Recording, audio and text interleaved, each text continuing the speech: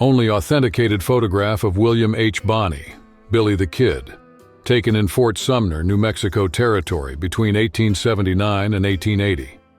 The fugitive wields a Winchester rifle and a Colt revolver, wearing frontier work clothes. It became famous on wanted posters, crystallizing the myth of the youthful gunslinger who marked the violent post-Civil War Southwest. To this day, it remains highly valued at auctions. Bust portrait of Jesse Woodson James, taken in 1882, shortly before he was killed in St. Joseph, Missouri. Wearing a dark suit and tie, the former Confederate guerrilla turned bank robber displays an austere expression. After his death, the image was reproduced in newspapers and became the visual reference for the banditry that plagued post-Reconstruction Missouri across the country. Photograph from November 1900, taken at the John Swartz Studio in Fort Worth, Texas, showing Butch Cassidy, the Sundance Kid, and 3 Wild Bunch associates elegantly dressed. Copied by the Pinkerton Agency, the print supplied wanted posters and helped law enforcement track the gang. The portrait reveals the bandits' transition into the era of photographic investigation. Portrait from 1865, probably in Springfield, shows James Butler Wild Bill Hickok with long hair, a mustache, and Colt pistols on his belt. A Civil War veteran, Hickok had become an itinerant sheriff and famed marksman. The photograph projected his image eastward, fueling dime novels that helped build the gunfighter archetype during the expansion into the Great Plains. In June 1883, the Dodge City photographer recorded Wyatt Earp, Bat Masterson, and 4 other allies posing as the Peace Commission. The group sought to end commercial and electoral disputes that threatened the booming Kansas town. The composition, with discreet weapons but firm postures, reveals the delicate overlap of business, politics, and armed force on the cattle frontier. Rare portrait of John Henry Doc Holliday, taken circa 1879 in the Arizona Territory. A tuberculosis-afflicted dentist earning a living at gambling tables, Holliday wears a dark suit, a hat, and sports a thin mustache. 2 years later, he would participate in the OK Corral shootout. The image, one of the only authentic ones, contrasts his frail appearance with the violent reputation common in the burgeoning urban West. Photo from around 1878 depicts William F. Buffalo Bill Cody in a fringed suede jacket, rifle at his side, and broad hat, still serving as a guide for the 5th Cavalry. Published in illustrated periodicals, the image helped establish the Scout as a popular hero before he brought the Wild West show to the stage, lending historical legitimacy to the entertainment that would export the North American frontier. Promotional portrait from around 1899 shows Annie Oakley in a long dress adorned with shooting medals, holding her demonstration rifle. As a member of Buffalo Bill's Wild West, Annie elevated the female role in the show, demonstrating uncommon firearm skill. The photo circulated on trade cards, cementing her international fame as a professional sharpshooter in the U.S. In 1895, the Locke and Peterson studio photographed Martha Calamity Jane Canary in Deadwood, South Dakota.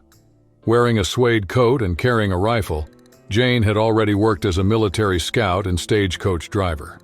The image offered the public a rare visual record of a woman living the same dangerous trades reserved for men in the mining frontier of the Black Hills. Photograph from 1886 shows Myra Maybelle Bell Starr mounted, dressed for riding with a rifle resting. Known for associating with outlaws like Jesse James, Bell operated in what was then the Indian Territory of Oklahoma, profiting from horse theft and fencing. The image, sold as a cabinet card, reinforced the media appeal of the female bandit shortly before her murder in 1889. After robbing a stagecoach in Arizona in 1899, Pearl Hart was arrested and photographed at the Territorial Prison in Yuma. With short hair and a striped uniform, she faces the camera with a serenity that contrasts with the crime. The portrait, published in newspapers, became a late symbol of road robberies and reveals the uncommon but real presence of women in frontier banditry at the close of the stagecoach routes. Portrait from 1881, captured by O.S. Goff in Bismarck, just after the surrender of the Hunkpapa chief. Seated, Sitting Bull holds a ceremonial pipe and looks into the lens, body still after years of warfare on the plains. The record preserves the leader of the Little Bighorn victory and foreshadows his future exploitation in shows, before his tragic end in 1890, published in Washington as proof of surrender. In March 1886, at the Canon de los Embudos, photographer Camillus Fly captured Geronimo in profile with a Winchester rifle. Negotiations for surrender with General Crook would fail days later.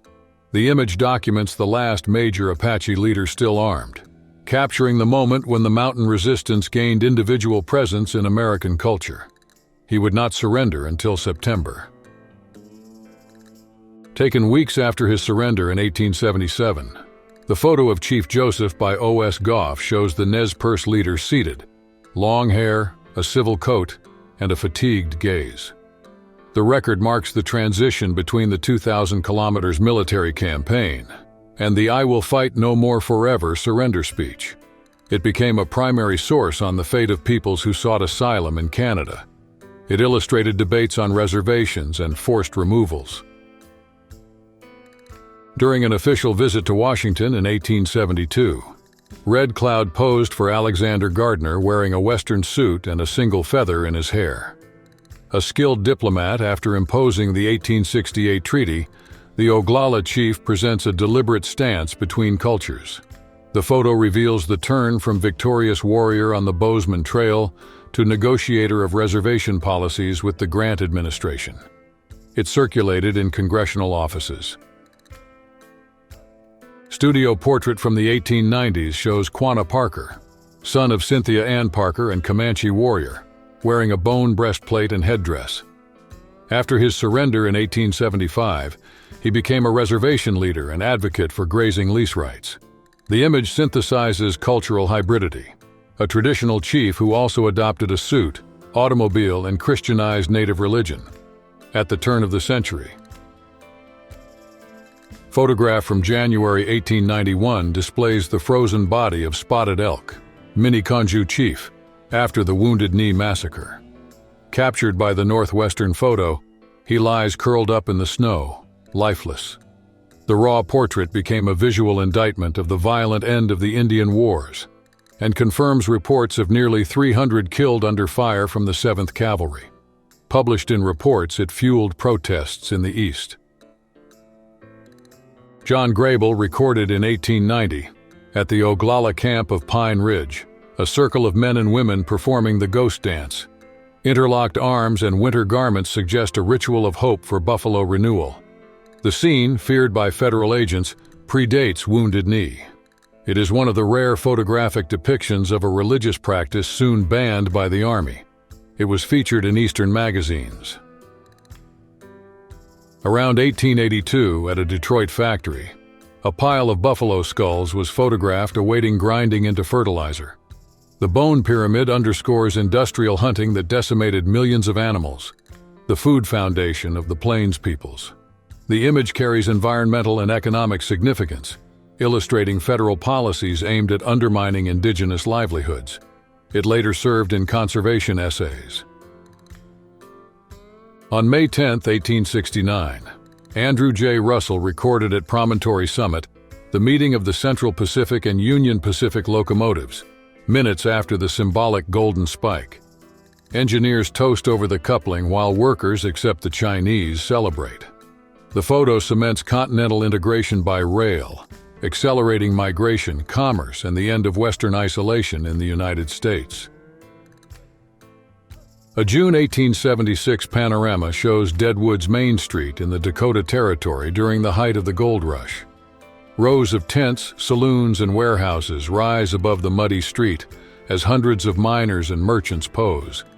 The image documents the rapid formation of boomtowns and how the gold fever transformed isolated valleys in the Black Hills into populous centers. After the failed dual bank robbery in Coffeyville, Kansas, the bodies of Bob and Grat Dalton, Bill Powers, and Dick Broadwell were lined up on doorsteps for public display. Residents and deputies pose behind the corpses, illustrating the role of armed communities in the fight against banditry. The shocking photo marks the end of the era of large outlaw gangs after the Civil War. Cabinet card portrait of Deputy U.S. Marshal Bass Reeves, a former enslaved man who served under Judge Parker in Fort Smith. Wearing an overcoat and hat, holding gloves after decades patrolling Indian Territory and making over 3,000 arrests. The image corrects gaps in public memory and highlights the significance of African American officers in frontier law enforcement. A circa 1900 photograph shows a covered stagecoach crossing a canyon, escorted by 2 armed guards on horseback. It reveals that even after railroad expansion, attacks on mail routes persisted, requiring private security. The scene demonstrates the slow replacement of animal-drawn transport and the logistical vulnerabilities of the late West.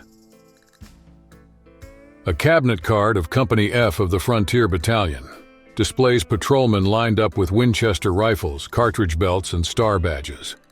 Responsible for hunting thieves and fugitives along the Mexican border, these volunteers consolidated regional identities and summary justice methods, foreshadowing the professionalization of Texas law enforcement. The image shows Tom and Frank McClory and Billy Clanton dead after the Tombstone shootout. The coffins, displayed in a storefront window with an accusatory banner, drew paying spectators. The photo fueled debates over the legitimacy of force used by Wyatt Earp and Doc Holliday, cementing the confrontation as a defining episode of the conflict between lawmen and cowboys. A circa 1855 daguerreotype portrays Christopher Kit Carson in middle age, before leading campaigns against the Navajo. Already famous as Fremont's guide, he wears formal attire. Reproduced in popular pamphlets, the portrait helped mythologize his explorations, and later the controversial forced removals such as the Long Walk of 1864. A carte de visite obtained after his death shows William Bloody Bill Anderson, a feared Confederate guerrilla in Missouri. Used by the Union Army to confirm identity, it became evidence of the intra-party violence that marked the guerrilla war in the West. The photo fixed the face of one of the most brutal leaders of the civil conflict. A studio portrait shows Tiburcio Vasquez, a Californian outlaw of Mexican origin, in a dark jacket. Convicted for robberies that denounced post-annexation injustices, Vasquez used part of the photo sales to fund his defense. After his hanging in 1875, the image supported discussions on Latino resistance and the formation of the social bandit myth. The photograph captures Olive Oatman at 19 years old, newly rescued from the Mojave, displaying a blue tattoo on her chin. Turned lecturer, Oatman embodied fears and fascination with the indigenous frontier. Sold en masse as a carte de visite, the image fueled debates about captivity, cultural assimilation, and female identity in the U.S. expansionist context. A studio portrait of the teenager Rose Dunn, taken around 1895 in Guthrie, Oklahoma Territory. Rose of Cimarron is said to have helped her companion George Newcomb during the Ingalls shootout. The image promotes the female figure linked to local banditry just before Rose abandoned crime, married a policeman, and lived quietly until 1955. A July 1896 photograph at Fort Smith shows Rufus Buck and 4 accomplices handcuffed hours before execution. The group, made up of African Americans and Creeks, was condemned for violent crimes in Indian Territory. The portrait highlights the harshness of federal frontier justice and the unusual ethnic composition of an outlaw gang in the West. A circa 1885 image gathers cowboys from John Slaughter's San Bernardino Ranch, near the Arizona-Mexico border. Mounted or standing, they display saddles, chaps, and rifles, showing real field equipment, not costume. It documents the work and self-defense of cowboys during the last major cattle drives of the Southwest. The image is preserved in archives. A circa 1895 portrait shows Mary Fields, known as Stagecoach Mary, a former enslaved woman who became the first African-American woman to carry a government mail route in Montana. Wearing a heavy hat and coat, she holds a cigar and stares at the camera, symbolizing the diversity and tenacity of Western mail carriers at the twilight of the stagecoach era. An 1876 portrait shows Nat Love, an African-American cowboy born into slavery in 1854, posing in full cowboy attire. Wide-brimmed hat, bandana, leather chaps, dual cartridge belt, and Winchester rifle.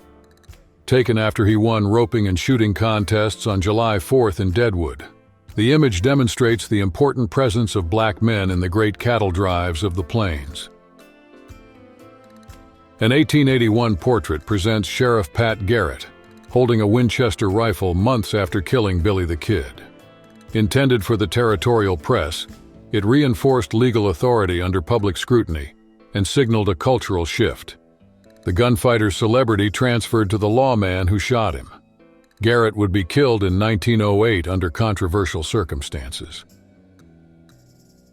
An April 1882 photograph shows Jesse James dead in St. Joseph, Missouri, after being shot by Robert Ford. Friends pose beside him while his body, dressed in a suit, is displayed to the public. The commercial sale of the image inaugurated the use of notorious post-mortem portraits to fuel mythologies and debates about heroism and betrayal in the post-Civil War era. Cards circulated widely. An 1873 portrait brings together Wild Bill Hickok, Buffalo Bill Cody, and Texas Jack Omohundro in New York during the play Scouts of the Prairie. Dressed in frontier attire, they exported real exploits to the stage. The image shows the moment when expansion narratives became commercialized as urban spectacle. It was sold as a souvenir to the metropolitan public. An April 1876 portrait, the last known of George A. Custer, shows him with short hair and a light jacket in a New York studio. 2 months later, he would die at Little Bighorn. Released after the disaster, the image crystallized the bold officer and sparked a national debate on indigenous policy and military command. It was widely reproduced in the post-battle press. Around 1900, Roy Bean poses on horseback in front of the Jersey Lily Saloon Court in Langtry, Texas, under a sign reading "Law West of the Pecos." The record fixes the self-proclaimed justice of the peace whose establishment combined bar, post office, and courtroom. The photo illustrates informal forms of civil justice that preceded institutional consolidation in the Southwest, becoming popular on tourist cards. The portrait shows Cynthia Ann Parker, newly recovered by the Texas Rangers after 24 years among the Comanche, holding her daughter Prairie Flower. The scene illustrates the impact of the Indian Wars on mixed families. The mother, torn from her adopted culture, and the child, evidence of a fusion that Anglo society sought to undo. Cynthia never readapted and died in 1870. An 1870s photograph presents John Wesley Hardin, a Texas gunfighter who claimed 40 kills. A sparse beard, vest, and bowler hat contrast with his bloody reputation. Captured in 1877, Hardin published memoirs in prison and was killed in 1895. The widely reproduced portrait became an icon of the gunfighter figure during the transition to more formal law. Official portrait of Judge Isaac Charles Parker, taken in 1896 at Fort Smith, Arkansas. In office since 1875, he presided over 13,000 cases and handed down 160 death sentences, 79 carried out at the fort's gallows. Seated, wearing a vest and heavy beard, he embodies the federal authority that sought to discipline territories ruled by vigilante justice. His court tried crimes from Indian territory. A 1890 group portrait of the 25th Regiment at Fort Keogh, Montana. 20 black soldiers in uniform, some wearing buffalo hide coats after winter patrols. Organized in 1866, the Buffalo Soldiers garrisoned forts, escorted stagecoaches, and opened roads despite discrimination.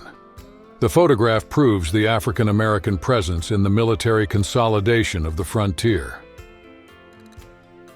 An October 1876 portrait at Fort Lincoln, Montana, presents Curly Ashishishi, a Crow Scout and the only member of the 7th Cavalry to escape Little Bighorn.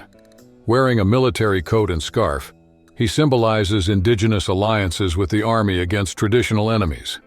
The image appeared in post-battle reports as testimony to the disaster that claimed Custer. An August 1885 photograph in Montreal gathers Sitting Bull, seated in tribal dress and Buffalo Bill in his showcoat. The Lakota chief, having surrendered, participated under a 4-month contract in the popular Wild West show, receiving a high salary and promoting his cause. The image documents the commodification of indigenous resistance and the use of spectacle to shape national narratives about the frontier.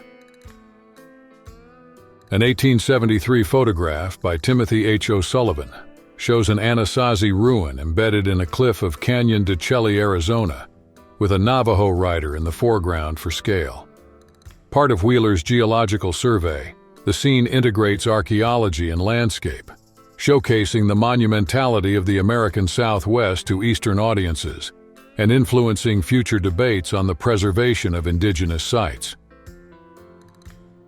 1 year after the battle, an 1877 panoramic photo shows arid hills marked by crosses at the site of Custer's last stand in the Montana Territory.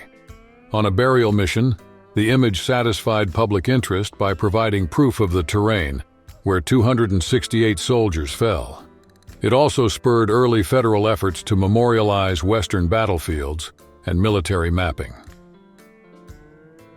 A May 1868 photograph captures Lakota leaders, including Red Cloud and federal commissioners in the courtyard of Fort Laramie, Wyoming, moments before signing the treaty that would guarantee the Great Sioux Reservation. It documents the phase when diplomacy replaced military campaigning, in a post-Civil War context of tension, offering a rare view of both sides in a single frame.